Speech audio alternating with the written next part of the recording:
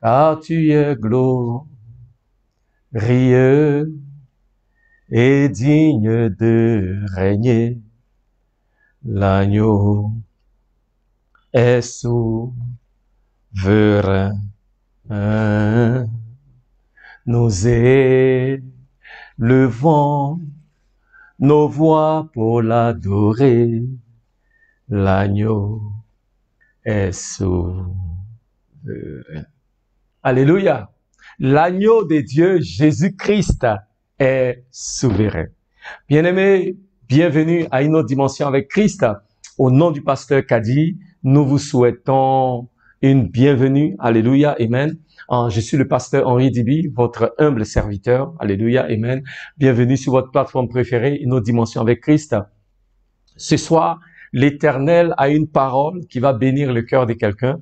Donc, je veux vous encourager, invitez vos amis qui ne sont pas encore connectés, appelez une personne et dites-leur, Jésus a une parole pour vous ce soir. Alléluia. C'est toujours une joie pour moi d'être avec vous sur cette plateforme. C'est une grâce, c'est un privilège énorme. Alléluia. Et nous bénissons le Seigneur pour sa fidélité. Alléluia. Nous rendons grâce à Dieu pour le pasteur Kadi, que l'Éternel utilise si puissamment sur cette plateforme, chaque semaine, chaque mois et chaque année. En cette année, la plateforme célèbre 4 ans. Amen. Alléluia. C'est une grâce. Alléluia. Ça montre que Dieu est fidèle. Amen. Que le nom du Seigneur soit loué. Nous allons confier ces moments entre les mains du Seigneur et nous allons passer à notre enseignement proprement dit. Éternel ô Dieu, nous te bénissons et nous te rendons grâce. Merci pour ta présence parmi nous. Nous sommes là pour toi. Merci, ô Dieu, pour chacun de tes enfants qui est connecté ce soir, pour entendre ta parole qui est esprit et qui est vie. Que la parole qui sera libérée en ce jour apporte la vie à quelqu'un. Que cette parole-là, alléluia, apporte la délivrance, la restauration. Que cette parole apporte la guérison dans le cœur de quelqu'un ce soir. Que ton nom soit élevé, ô Dieu. Merci, Seigneur. À toi la gloire, au nom de Jésus. Amen. Amen. Gloire à Dieu. Encore une fois, bienvenue. Amen. Ce soir, nous voulons commencer une nouvelle série de messages que nous avons intitulé tout simplement « La nécessité de la croix ». Amen. Sans plus tarder, venez avec moi de lire de 1 Corinthiens, chapitre 1 au verset 18. 1 Corinthiens, chapitre 1, verset 18, dans le Nouveau Testament. La Bible nous dit « Car la prédication de la croix est une folie pour ceux qui périssent, mais pour nous qui sommes sauvés, elle est une puissance de Dieu. Car la prédication de la croix est une folie. » Le mot folie est aussi traduit, est une absurdité. OK? Ou bien, quand on parle de folie ici, on peut parler de, est une offense. Alléluia. Pour ceux qui périssent, c'est-à-dire pour ceux qui ne croient pas. Le message de la croix est une offense, est une folie. Alléluia. Bien aimé, il est important pour nous de comprendre que le message de la croix est au centre de notre foi. Alléluia. Mais bien plus, le message de la croix est au centre du message de la Bible même. Amen.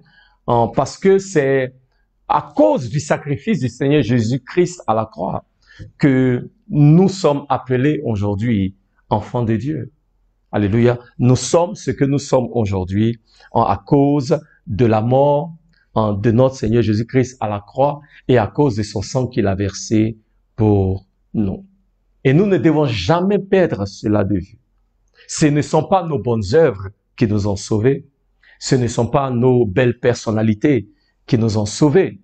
C'est Jésus-Christ, notre Seigneur, qui a payé le prix de par son sacrifice à la croix pour que vous et moi, nous soyons appelés aujourd'hui enfants de Dieu. La Bible nous dit dans le livre des Galates, chapitre 3 au verset 13, Christ nous a rachetés de la malédiction de la loi, étant devenu malédiction pour nous, car il est écrit, maudit est quiconque est pendu au bois. Jésus est le chemin qui mène à la vie éternelle. Au travers de son sacrifice, il nous donne d'être réconciliés avec le Père. Le seul moyen par lequel nous puissions rentrer dans le royaume de Dieu. Alléluia. Il a dit à Nicodème, et le pasteur Kadi nous a enseigné sur cela dans le livre de Jean chapitre 3, il a dit à Nicodème, Jean 3 verset 3, Nicodème, tu es un docteur de la loi, mais Nicodème, à moins que tu ne naisses de nouveau, tu ne peux voir le royaume de Dieu. quel que soit ton niveau de religiosité, quel que soit ton niveau d'éducation dans les Écritures, ta connaissance de la parole, ta connaissance de la Bible. Mais Nicodème, à moins que tu ne naisses de nouveau, à moins que tu mettes ta foi dans l'œuvre salvatrice de Christ à la croix, tu ne peux naître de nouveau. Alléluia. Amen. C'est pourquoi nous pouvons voir dans les Écritures l'un des sujets préférés, si je peux appeler ça ainsi, l'un des sujets récurrents dans la Bible, depuis le livre de la Genèse jusqu'à Apocalypse, c'est le sujet de la mort de Jésus-Christ à la croix. Alléluia. Nous pouvons voir comment est-ce que la Bible, de manière récurrente, nous parle de la croix, nous parle du sang versé de Jésus, nous parle du sacrifice de Jésus pour donner le salut ou pour racheter les hommes de la malédiction. Dans le livre de Genèse, chapitre 3, verset 15, Dieu dit, après que Adam et Ève aient désobéi au Seigneur et qu'ils ont mangé du fruit interdit, Dieu parle au serpent, puisqu'ils ont été, Adam et Ève ont été trompés ou sont tombés dans la ruse du serpent. Amen. La Bible nous dit, Dieu dit au serpent, je mettrai l'inimité entre toi et la femme. Et ta postérité, ce qui veut dire aussi ta sémence, et la sémence de la femme. Et dit, inimité entre toi et la femme, entre ta postérité et la postérité de la femme, ou bien entre ta sémence et la sémence de la femme. Et il dit, cette sémence, celle de la femme, t'écrasera la tête et tu lui blesseras le talon. Alléluia. Cette parole, depuis le livre de Genèse, prédisait la victoire du Seigneur Jésus à la croix et la défaite de l'ennemi. Alléluia. Donc déjà, dans le jardin d'Éden, Dieu nous parlait de la croix et du sacrifice de notre Seigneur Jésus-Christ. Dans le livre d'Exode, chapitre 12, au verset 7, nous pouvons voir la croix dans l'obéissance des enfants d'Israël aux instructions de Dieu. Dieu leur dit, le jour de la Pâque, dans le livre de Exode, chapitre 12, au verset 7, il dit, vous allez en prendre un agneau, vous allez sacrifier cet agneau-là et vous prendrez le sang et vous allez mettre le sang sur les linteaux de chaque porte. Et là où le sang sera appliqué, l'ange de destruction, l'ange de la mort va outrepasser ces maisons-là. Alléluia. C'est le sang qui était sur les linteaux qui a préservé la vie des enfants d'Israël. Et encore, dans le livre d'Exode, nous pouvons voir que une prédiction, de la croix, ou si vous voulez, une symbolique, une image de la croix de Jésus, au travers de la délivrance que Dieu a pourvue aux enfants d'Israël qui ont cru en ses provisions. Alléluia. La Bible va plus loin. Dans le livre de Nombres, chapitre 21, les versets 8 et 9, nous pouvons voir encore une symbolique de la croix, avec le serpent que Moïse a élevé sur la perche dans le désert pour la guérison du peuple qui avait péché. La Bible nous dit que le peuple avait péché et la malédiction s'est abattue, un fléau s'est abattu dans le camp d'Israël, des serpents sont apparus et ils ont commencé à mordre le peuple qui mourait par centaines. Et Dieu leur a dit, amen, vous aurez le salut, mais ce salut-là viendra d'un serpent que Moïse mettra sur une perche et qu'il va élever. Et toute personne qui regardera au serpent sera guérie. Alléluia, amen. Et donc, le serpent sur la perche est une symbolique de la croix de Jésus. Le Seigneur Jésus, encore dans le livre de Jean, chapitre 3, verset 14, nous dit clairement que cet événement-là, qui est survenu dans le livre de Nombres, chapitre 21, a une corrélation directe, alléluia, avec le sacrifice du Seigneur Jésus-Christ à la croix dans le Nouveau Testament. Amen. Donc le Seigneur Jésus nous montre clairement que le serpent dans le désert, le serpent de Moïse, que Moïse a élevé sur la perche, amen, est une symbolique de la mort du Seigneur Jésus-Christ à la croix. Alléluia. Alléluia. Donc, nous pouvons voir dans l'Ancien Testament, plusieurs références qui sont faites de la croix, qui parlent de la croix de Jésus. Nous pouvons voir les écrits d'Ésaïe, et le prophète Ésaïe a longuement parlé du sacrifice de Jésus à la croix. Nous pouvons voir des livres de psaumes, comme au psaume 22. Les exemples sont légion. Mais ça, c'est dans l'Ancien Testament. Mais même dans le Nouveau Testament, nous pouvons voir comment est-ce que le Nouveau Testament parle en beaucoup de la croix et de la mort de Jésus à la croix, de son sang qui a coulé pour le salut des hommes. Alléluia. Retenez ceci. Les livres dans le Nouveau Testament, dans les évangiles, les livres de Matthieu, Marc et Luc consacrent un tiers de leurs livres à parler uniquement de la mort de Jésus à la croix. Alléluia. Le livre de Jean, la moitié du livre de Jean est consacré à la mort de Jésus à la croix. Amen. Donc, quand nous voyons ces exemples dont nous parlons, dont je vous parle, dans l'Ancien Testament et dans le Nouveau Testament, cela nous montre clairement, que la croix du Seigneur Jésus-Christ, le sang du Seigneur Jésus-Christ qui a coulé pour nous, occupe une place stratégique, importante dans le plan de Dieu. Alléluia. Parce que nous voyons le sujet qui revient continuellement dans les Écritures. Nous voyons le sujet qui revient continuellement dans l'Ancien Testament, dans le Nouveau Testament. Nous voyons jusqu'à quel point Dieu porte un intérêt particulier à la mort sur la croix du Seigneur Jésus-Christ. C'est pourquoi nous sommes tentés de nous poser la question de savoir si ce sujet, celui de la croix, est si important aux yeux de Dieu. Si ce sujet, celui du sang de Jésus qui a coulé, est si important aux yeux de Dieu, alors pourquoi ce sujet est-il considéré comme étant une offense pour certaines personnes? Alléluia. Je vais vous poser la question encore une fois. Nous pouvons voir que c'est un sujet, le sujet de la croix, est un sujet qui tient au cœur de Dieu, qui est important au cœur de Dieu, vu la récurrence de ce sujet dans les Écritures.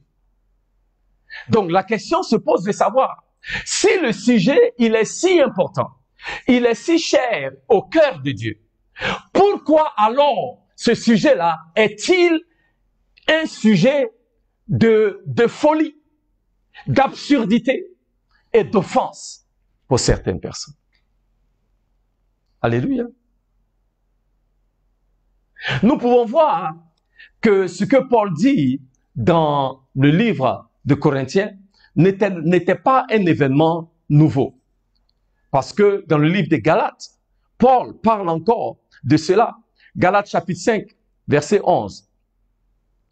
Paul parle, il dit, pour moi, frère, si je prêche encore la circoncision, pourquoi suis-je encore persécuté? Le scandale de la croix a donc disparu. Alléluia. Paul parle de scandale de la croix. Pourquoi? Parce que, comme avec ce qu'il dit à l'église de Corinthe, il y a beaucoup de personnes aussi à l'église de Galates qui considéraient le message de la croix comme un scandale, comme une folie, comme une absurdité. Question. Le message de la croix, la prédication de la croix, est-elle pour vous une folie? La prédication de la croix est-elle pour vous une absurdité? La prédication de la croix est-elle pour vous une offense? Nous serons nombreux à dire non, pasteur, je ne suis pas offensé par le message de la croix. Non, pasteur, je ne suis pas outragé par le message de la croix. Je ne considère pas le message de la croix comme étant absurde. Alors, si nous ne considérons pas le message de la croix comme étant un scandale, je vais poser une autre question. Pourquoi est-ce que ce message-là ne revient pas beaucoup dans nos prédications? Force est de reconnaître que de moins en moins, le message de la croix est prêché dans nos églises. De moins en moins, le message de la croix est retrouvé dans le message de beaucoup de prédicateurs. Soyons honnêtes avec nous-mêmes. C'est un message qui ne revient pas très souvent de nos jours. Alléluia. Dans ce que j'appelle, entre guillemets, l'évangile moderne. Alléluia. Nous prêchons beaucoup plus, comme quelqu'un dirait, un certain évangile, celui de la prospérité et bien d'autres. Amen. Mais pour une raison ou pour une autre, ok, nous devons, je crois que l'Église même doit se poser la question de savoir, est-ce que nous voyons la prédication de la croix comme étant une folie, comme étant une absurdité ou comme étant une offense? La question se pose. Vous savez, j'ai lu récemment un leader d'église. Je ne parle pas d'un païen. Je ne parle pas d'un chrétien simple. Je parle d'un leader d'église qui a dit ceci, et je cite. Il dit, Jésus était seulement un exemple. Personne ne peut aller, ou dirais-je, personne ne devrait aller au ciel au travers de la mort d'un autre. Il y a un leader religieux qui récemment a dit ceci, et je cite. Jésus-Christ est juste un exemple. Il est seulement un exemple. Car personne ne devrait aller au paradis sur la mort de quelqu'un d'autre. Alléluia. Personne ne devrait aller au paradis sur la mort de quelqu'un. Amen. Et la question est d'actualité. La prédication de la croix est-elle une folie, une absurdité ou une offense pour vous et pour moi? Bien-aimés, il semble que le message de la croix dérange. Et c'est pourquoi j'aimerais partager avec nous trois raisons pourquoi nous croyons que le message de la croix dérange.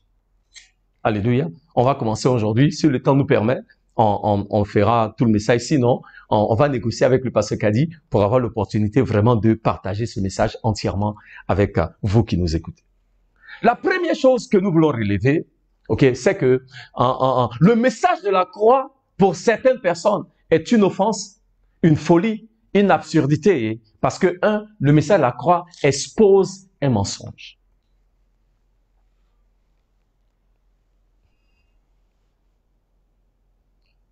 Le message de la croix expose un mensonge. Lequel? Je vais vous aider. Qui veut savoir? Ok, d'accord, je vais vous dire. Amen. C'est gratuit. Le message, alléluia, gloire à Dieu, que Dieu vous bénisse. Le message de la croix révèle un mensonge. Lequel? Un mensonge concernant le péché. Je m'explique. Il y a plusieurs personnes qui se considèrent comme n'étant pas pécheurs. Ok? Il y a des personnes qui vous diront, je ne suis pas parfait, mais je ne suis pas un pécheur. Alléluia. Pour la parenthèse, je vais juste ouvrir une petite parenthèse. Pour ceux qui connaissent mon témoignage, j'ai pratiqué le bouddhisme pendant plusieurs années, mais je vais être honnête avec vous. Même pendant que je pratiquais le bouddhisme, je me suis toujours considéré comme étant quelqu'un de bien, quelqu'un de pieux, quelqu'un qui faisait le bien à son prochain, qui aimait les autres. Et je considérais que je n'étais pas parfait, mais j'étais pas un pécheur. Donc, je peux comprendre. Ok? Une certaine approche selon laquelle, après tout, je ne suis pas aussi mauvais. Donc, si je ne suis pas aussi mauvais, est-ce que cela fait de moi un pécheur? Ok? Si je ne fais pas du mal à mon prochain, je ne vole pas, je ne commets pas l'adultère, je ne cherche pas la femme de mon voisin, je ne suis pas dans des combines. Ok? Donc cela quand même fait de moi quelqu'un de pas mauvais. Et Dieu même comprend. Ok? Il y a des choses qui arrivent. Après tout, j'ai une condition avec laquelle je suis né. Donc Dieu même comprend que c'est comme ça que je suis. Vous comprenez? Et nous utilisons, les hommes utilisent ce raisonnement-là pour justifier une certaine attitude dans le péché. Mais bien aimé, je veux nous dire que quand nous pensons au péché, nous devons regarder à la croix. Parce que c'est à cause du péché que Christ est mort à la croix. Alléluia. Et il est mort à la croix, non pas pour que nous continuions dans une vie de pécheur, mais il est mort à la croix pour que nous soyons entièrement, complètement et totalement délivrés de la domination du péché. Alléluia. Ce n'est pas vrai que nous sommes justes. Aucun homme n'est juste. Alléluia.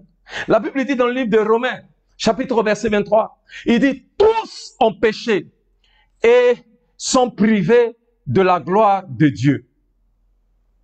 Car tous ont péché et n'atteignent pas la gloire de Dieu. » Il y a une autre tradition qui dit « Tous ont péché ». Le Louis II nous dit « Tous ont péché et sont privés de la gloire de Dieu. » Mais j'aime la traduction qui dit « Car tous ont péché et n'atteignent pas la gloire de Dieu. » Ça veut dire, quelle que soit ta bonté en tant qu'être humain, quelles que soient les bonnes œuvres que tu peux faire, bien-aimé, en dehors du sacrifice de Jésus, tu vas mourir dans tes péchés et aller en enfer.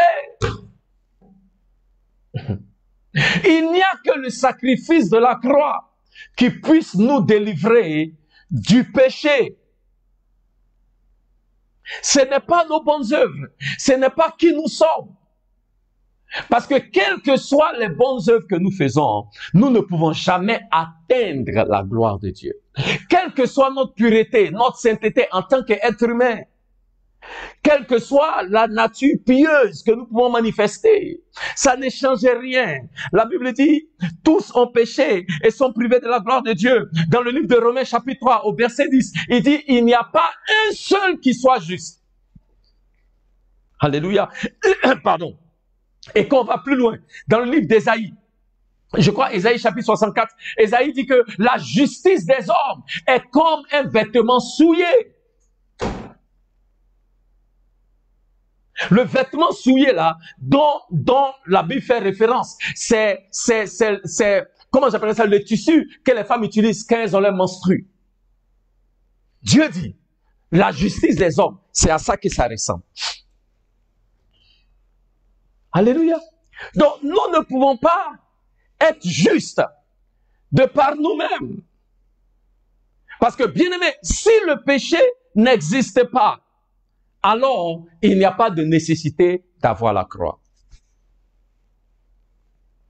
Si le péché n'est pas une chose horrible, en ce moment-là, en vérité, la croix est une folie. À la croix, Christ est devenu péché pour nous. Il a payé le prix quand il a versé son sang. Bien-aimés, si vous ne pensez pas que le péché est sérieux, regardez la croix. Regardez le sacrifice de Jésus à la croix. Son sang qui a coulé. La honte qu'il a endurée. Les injures, la trahison, l'agonie à la croix. Et tout ça, il a enduré pour vous et il a enduré pour moi. Et il a accepté de se sacrifier de la sorte à la croix pour que nous soyons libérés de la domination du péché. Question. Pourquoi Christ ferait tout cela si c'était pour laisser les hommes dans leur nature de pécheur? Pourquoi Christ ferait tout le sacrifice qu'il a fait à la croix? Pourquoi endurer toute la souffrance, les douleurs qu'il a endurées à la croix, si c'était pour que les hommes retournent dans les péchés qu'ils ont toujours commis? Bien aimé, je peux dire ceci, et je pèse mes mots. Je pense que c'est méchant de la part des hommes que nous sommes de voir ce que Christ a fait. La souffrance qu'il a endurée, les injures qu'il a endurées, la trahison qu'il a endurée, l'agonie qu'il a endurée. Voir tout ça qu'il a fait pour nous libérer du péché. Comprendre le sacrifice de Christ à la croix. Voir tout cela. Et après qu'il ait fait tout ça, pour nous délivrer de la domination du péché, nous les hommes, nous disions, ok, oui Jésus, on comprend que tu as fait tout cela à la croix, mais nous, en tout cas, nous on aime cette vie de pécheur-là dans laquelle nous sommes. Ça, c'est ce qu'on appelle être méchant. Parce que nombreux parmi nous, nous sommes des parents. Imaginez-vous les sacrifices que nous faisons pour nos enfants depuis leur naissance. Même avant même qu'ils ne naissent. Quand ils naissent, le temps que nous prenons pour leur éducation, l'argent, l'investissement, en temps, en énergie, en argent. Ok, nous investissons entièrement dans nos enfants. Et imaginez-vous que un de nos enfants a une attitude de mépris au devant de tout ce que nous avons fait pour aider cet enfant à être ce qu'il est. Et il regarde, ah, ça c'est votre problème les parents. Moi, je vais faire autre chose. Regardez comment vous allez vous sentir. Et souvent, je pense que Dieu nous regarde. Parce que nombreux parmi nous, sachant ce que Christ a fait pour nous à la croix, comment il a pris sur lui le péché de l'humanité tout entière. Comment est-ce que il est devenu pauvre pour que nous soyons riches? Comment est-ce qu'il est devenu malédiction pour que nous soyons libres? Et au-devant de tout ce qu'il a fait, pour que nous soyons libérés du péché, nous continuons quand même de vivre dans le péché. Est-ce que ça, ce n'est pas être méchant? C'est être méchant. C'est être méchant. Et c'est ne pas être reconnaissant à un degré très élevé. Bien aimé, si nous pensons que le péché n'est pas sérieux, regardons à la croix. C'est le péché qui a conduit Christ à la croix. Et le message de la croix est si important parce que chaque fois que nous voyons la croix, nous devons nous souvenir que c'est à cause du péché qu'il est mort à la croix. Chaque fois que nous voyons la croix, cela doit nous déranger. Quand nous entretenons encore ou quand nous faisons de la place au péché dans nos vies, quand on voit la croix, ça doit nous rendre inconfortables. Ne savez-vous pas pourquoi il y a des personnes qui vous détestent à votre lieu de travail? Il y a des personnes qui n'aiment pas votre tête dans votre communauté, dans votre famille. Pourquoi? Parce que chaque fois que ces gens-là vous voient, ces gens-là se rappellent de la croix et ça expose leur nature de pécheur. Et c'est pourquoi ils ne vous aiment pas.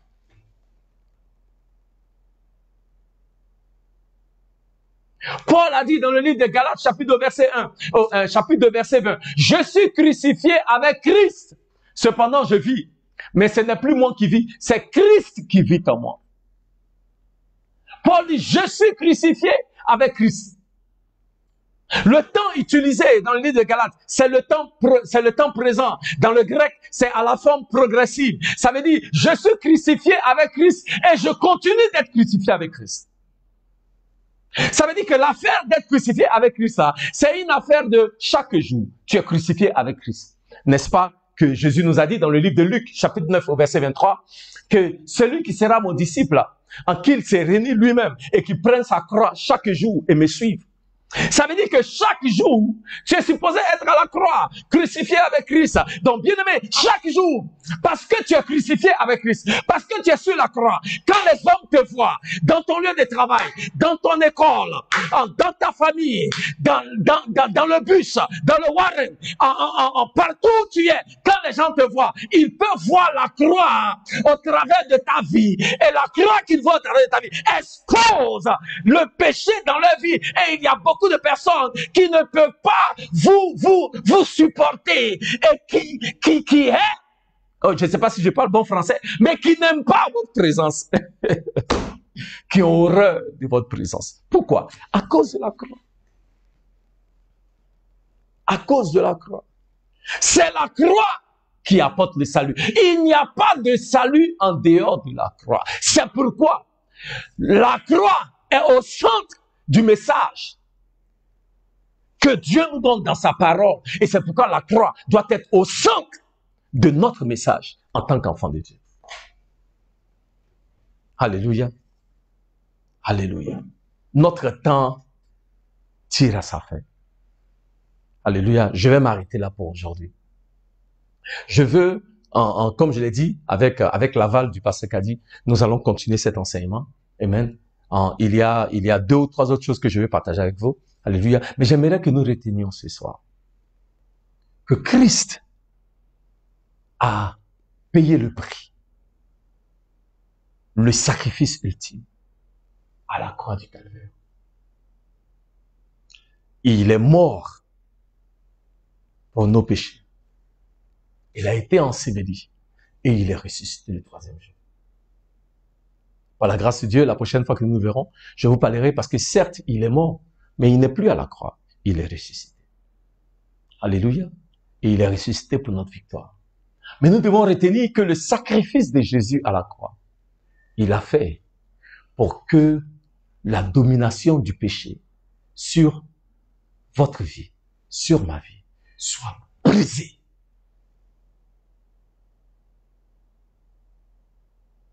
Et parce que la domination du péché sur votre vie et sur la mienne est brisée, nous ne pouvons pas continuer de vivre cette vie-là et dire, ah, Dieu me connaît, c'est mon péché mignon.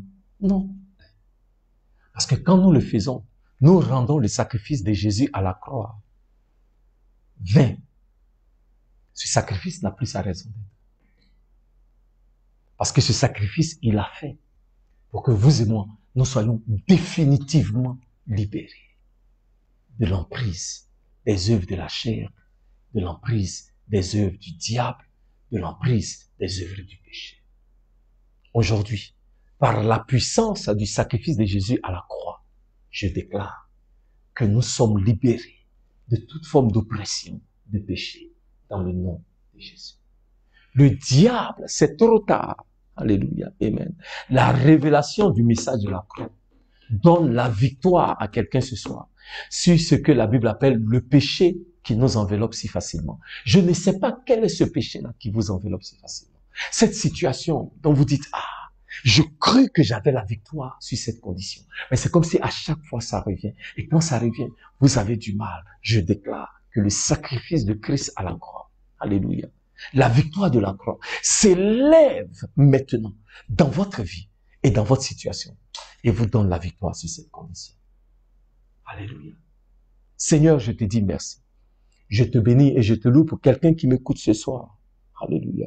Que la victoire de la croix se manifeste maintenant dans la vie de toute personne qui m'écoute. Et que tout ce qui est œuvre des ténèbres, maintenant qui maintenait le peuple de Dieu sous la domination du péché, maintenant soit brisé et anéanti. À la croix, Christ a payé le prix pour nous délivrer et nous donner la victoire. Merci Seigneur. Reçois la gloire au nom de Jésus. Amen. Amen. Alléluia. Que l'Éternel vous bénisse. N'oubliez pas, nous serons encore ensemble en ce samedi à partir de 18h30 pour la FAG. Amen. Nous attendons vos questions. Alléluia, pour apporter beaucoup plus de clarification par rapport à ce message. Amen. Alléluia. Donc, samedi, 18h30, venons nombreux. Alléluia. Et je n'ai aucun doute que Dieu va continuer de nous parler jusqu'à ce que nous nous retrouvions ici, le samedi. Que l'Éternel vous bénisse et que l'Éternel vous garde. Au nom de Jésus. Amen. Merci.